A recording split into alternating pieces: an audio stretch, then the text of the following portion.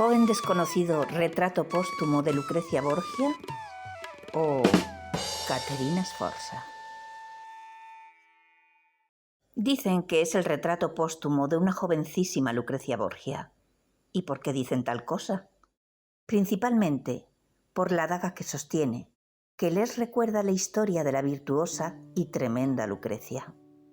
Lucrecia era una patricia de la antigua Roma, sobre el 500 a.C., mujer casada, casta, bella y repleta de virtudes.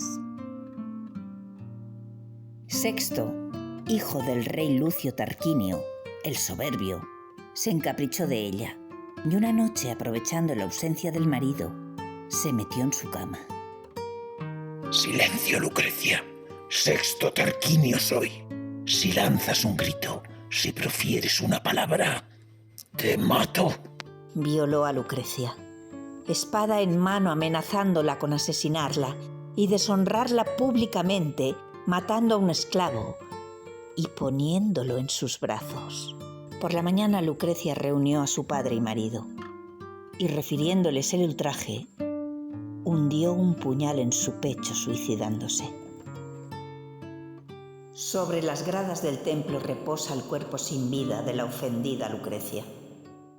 Cuentan que este fue el fin del reinado del soberbio y el principio de la República Romana. Previamente este retrato se había catalogado como el retrato de un hombre joven, pues nadie pensaba que una mujer, salvo Lucrecia, pudiera ser retratada en aquellos tiempos sosteniendo un arma. No obstante, ahora sí admiten que es una mujer. Vamos prosperando. Durante el Renacimiento, Lucrecia y su daga fueron veneradas como símbolo de la virtud femenina. Por lo tanto, interpretan que Lucrecia es el nombre de la mujer retratada y la daga el icono de su virtud. Por eso, y porque han atribuido el cuadro a Dosso Dossi, pintor oriundo de Ferrara, se ha decidido que este sería un retrato póstumo de Lucrecia Borgia, duquesa de Ferrara. Lo cierto es que todo cuadra bastante. Si no fuera porque ni es Lucrecia Borgia, ni creo que el autor sea Dosso Dossi. La pintura de Dossi es mucho más efectista, no cuida tanto el detalle. No puedo asegurar de quién es la mano, pero estoy casi convencida de que este cuadro es de algún seguidor de Leonardo da Vinci. Probablemente copia de un retrato que hizo Leonardo a Caterina Sforza, en la época en que juntos estudiaban técnicas militares en Milán. Leonardo trabajaba como asesor en la corte de Ludovico el Moro. Mantuvo con Caterina una relación estrecha y militar en la que el inventor ayudaba a Caterina a diseñar estrategias. Caterina era una mujer indomable, no se dejaba milanar por hombres, formulismos o convicciones. A Caterina la llamaron virago, mujer que actúa como un hombre. Si alguna mujer pudo en sus tiempos sostener una daga o tomar una fortaleza al asalto, esa era Caterina Sforza. Y si os fijáis en el remate de la empuñadura de la daga, la flor, esa flor, recuerda el emblema de los Riario. Girolamo Riario fue su marido desde los 11 años. En el cartellini que aparece en el retrato podemos leer perfectamente una inscripción en latín que alude a una frase de Virgilio.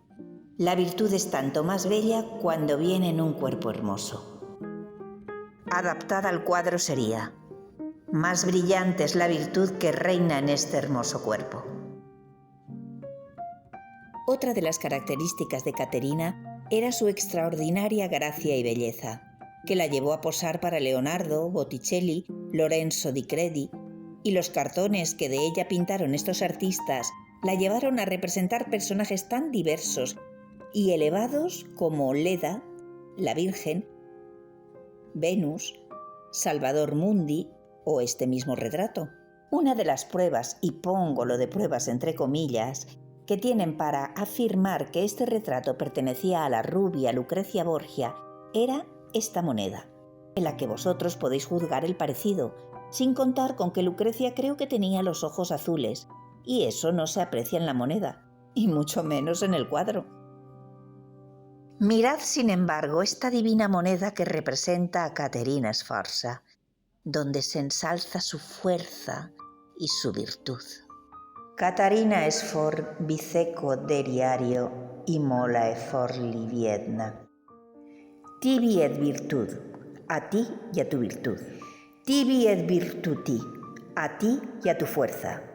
En esta moneda se relaciona a Caterina con una alegoría de la fortuna, diosa romana de la buena suerte y la fertilidad, a la que se suele representar en equilibrio sobre una esfera, y alguna vez he visto representada jugando con una pelota dorada en la mano, augurando la suerte según levantara o bajara el brazo.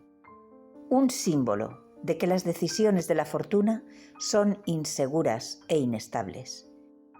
Como en esta obra de Piero de la Francesca, Flagelación de Jesús. Pero si es un hombre, ¿será fortuna? ¿Será justicia?